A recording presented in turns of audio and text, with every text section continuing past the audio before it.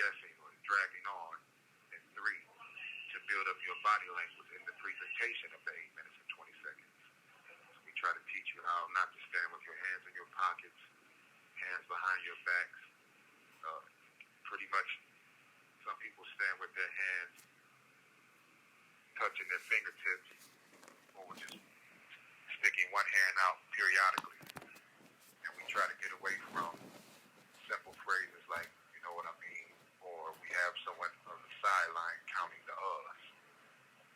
To us is a word, is a phrase that's like we cringe when we hear So that means you're not sure. When you're doing a presentation, you want the person on the receiving end to know that you're confident and you're sure of what you're presenting, that they can be well informed because they feel like you're well informed. So 8 minutes and 20 seconds exercise is a very, I think, compelling exercise because it puts you on the clock, and it doesn't allow you to just be drawn out. If that answers your question. The young guys, they're under 25, then we try to meet them where they are. And their experience, and their vocabulary, and their topics. We try to let them choose a topic. What do you think you can convey the best in 8 minutes and 20 seconds? And they'll tell us, well, I can speak on whatever, be it a rapper or a basketball player or a football game. Okay, well, go ahead. And then we let them speak. And then we have someone critiquing what they say after 8 minutes and 20 seconds. And they're like, that was 8 minutes and 20 seconds?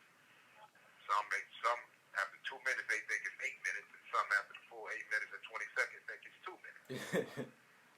Yeah. So, but it's a very fun experience. And then after a while, those same young guys, their input and their topics are much better, much more wider variety.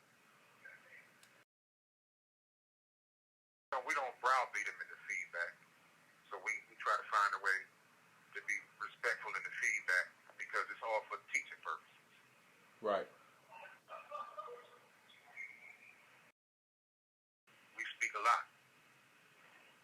And then just with all the programs that I'm involved in, we speak a lot in terms of making presentations to youth groups. We used to speak a lot to a lot of outside people, city officials, state officials, other grassroots organization officials. So when they would come in, we knew that we had to not just represent ourselves, but we were representing every person in the Michigan Department of Corrections to let them see that given an opportunity, we can be a better person than we were when we came in, even in our expression. I think I shared with you some time ago that as men, we're not encouraged to express ourselves effectively verbally. And so we act out for attention and we suffer in silence. So we're big on trying to encourage men, especially young men, to get in the habit of expressing yourself verbally, respectfully, that you can get the best result in how you express yourself. Have you seen that manifest in people's lives so that it transforms them? Absolutely. Like when we have young guys preparing to go to the parole board, we'll do a mock hearing. And having been to the parole board a few times, and you guys who've been up there and got flopped, and we have guys who get the hard-nosed parole agents, so we try to mimic all different expressions of a parole agent. You might have the one that's kind of cantankerous, just want to browbeat them with the crimes or their misconducts or both, just to see how they respond. And we can tell in the body language that they get upset, lean forward. You're really engaging. If you sit back and fold your arms, you're closed off. So you want to be engaging when you're dealing with the parole board because you want them to know that you're really concerned with how they view you. Yeah. You sit back with your arms folded, that means you're closed off. You're really not trying to hear. You wasted my time. Let's get this over with. And next thing you know, you got a 12-month or 5-year flop coming. Let me ask you this, to change gears a little bit. In an 8-minute and 20-second presentation, is it a foolish mistake to try to make 2 points, or should one just stick with 1 point and try to be clear on that, or can you make 2 or 3 points in one? Well, it depends on your topic. You may have a topic that it may be a dual topic. Can you give me an example of what you mean? You can clarify a dual topic by saying, well, let me just address the first topic. And if time permits, I'll address the second one. So, if 8 minutes and 20 seconds left, you gave us, the listeners, already a heads up that you may not be able to get to the second topic. Okay, But a dual okay. topic, You have 1 minute remaining. a dual topic may be, how do you feel about prison?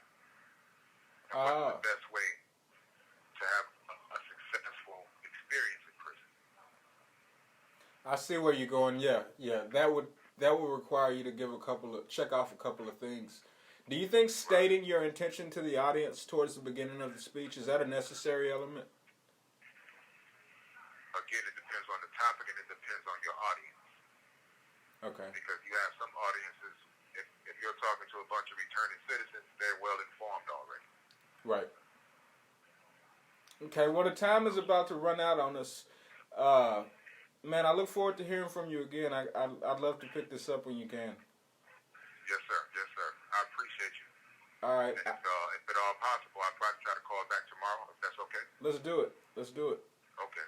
All right. Yes, Have a good day, bro. You too. Thank you for using GTL.